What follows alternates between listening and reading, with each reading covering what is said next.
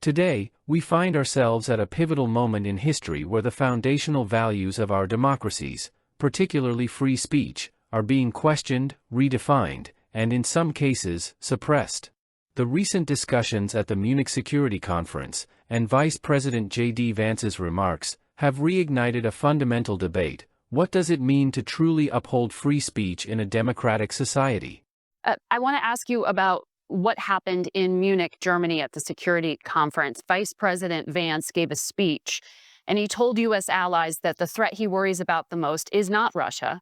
It is not China. He called it the threat from within, and he lectured about what he described as censorship, mainly focusing, though, on including more views from the right. He also met with the leader of a far-right party known as the AfD, which, as you know, is under investigation and monitoring by German intelligence because of extremism.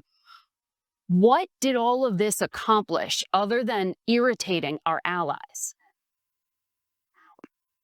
Well, why would our allies or anybody be irritated by free speech and by someone giving their opinion? We are, after all, democracies. The Munich Security Conference is largely a conference of democracies in which one of the things that we cherish and value is the ability to speak freely and provide your opinions.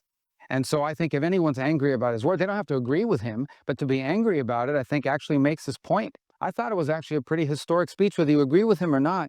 I think the valid points he's making to Europe is we are concerned that the true values that we share, the values that bind us together with Europe, are things like free speech and democracy and our shared history in winning 2 world wars and defeating Soviet communism and the like. These are the values that we shared in common. And in that Cold War, we fought against things like censorship and oppression and so forth.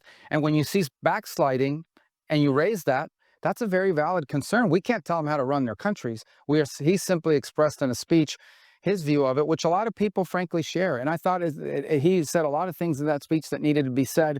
And honestly, I don't know why anybody would be upset about it. People are you don't have to agree with someone's speech. I happen to agree with a lot of what he said, but you don't have to agree with someone's speech to at least appreciate the fact they have a right to say it, and that you should listen to it and see whether those criticisms are valid. I assure you, the United States has come under withering criticism on many occasions from many leaders in Europe, and we don't go around throwing temper tantrums about it. Well, he was standing in a country where free speech was weaponized to conduct a genocide.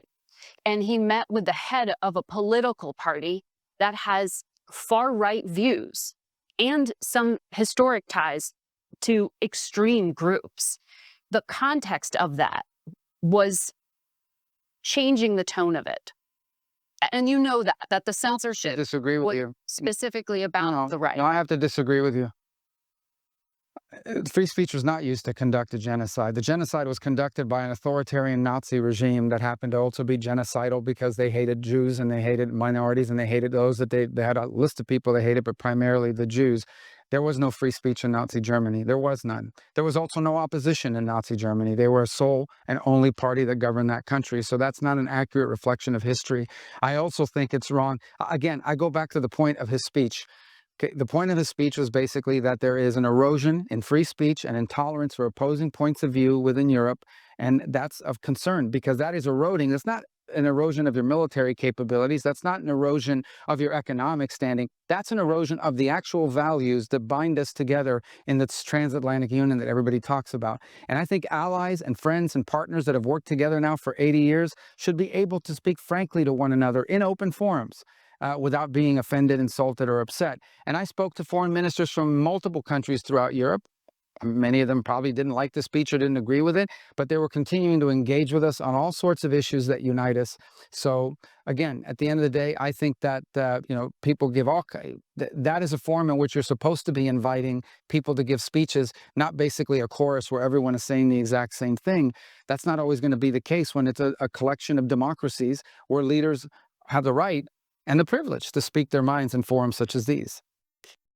One of the most alarming assertions we heard recently was the suggestion that free speech was somehow responsible for one of history's darkest atrocities, the Holocaust.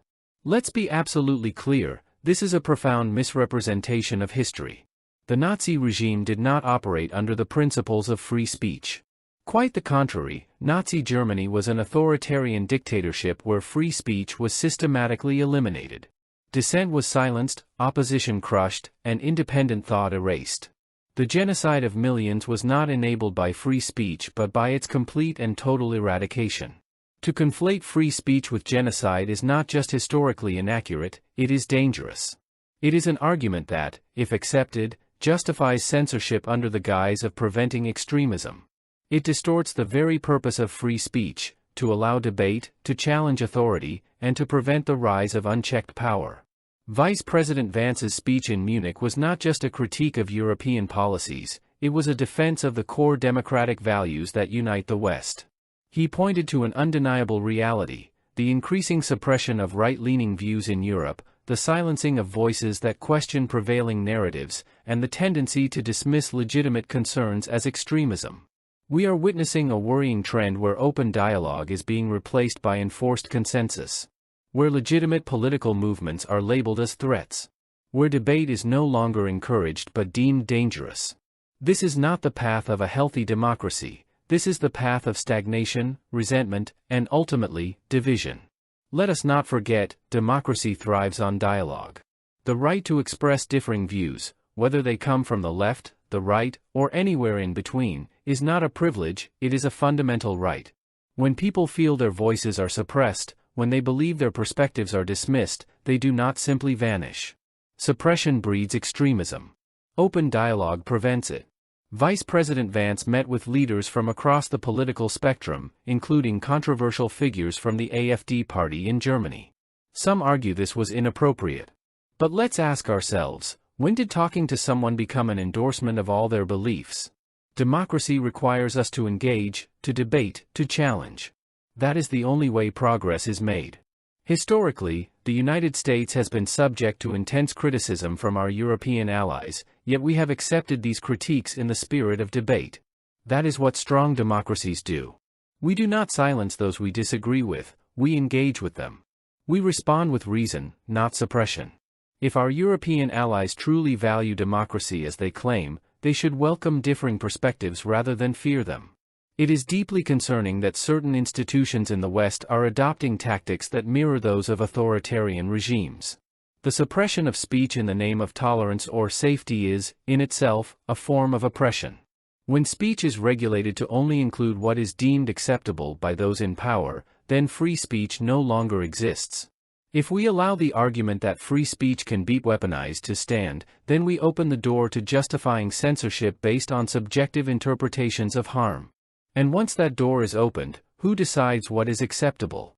Who controls the boundaries of discussion? The answer should be no one, because the moment speech is controlled, democracy ceases to function.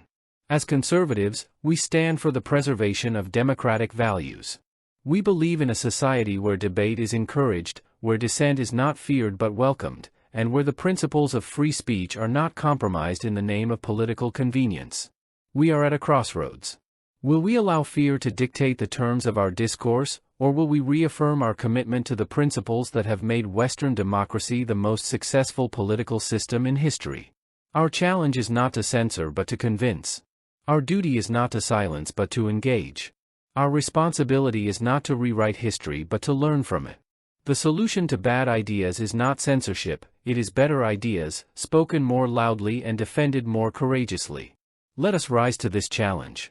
Let us defend free speech not just as a political right, but as a moral imperative. And let us engage in the kind of open and honest discourse that has always been the foundation of true democracy. Thank you.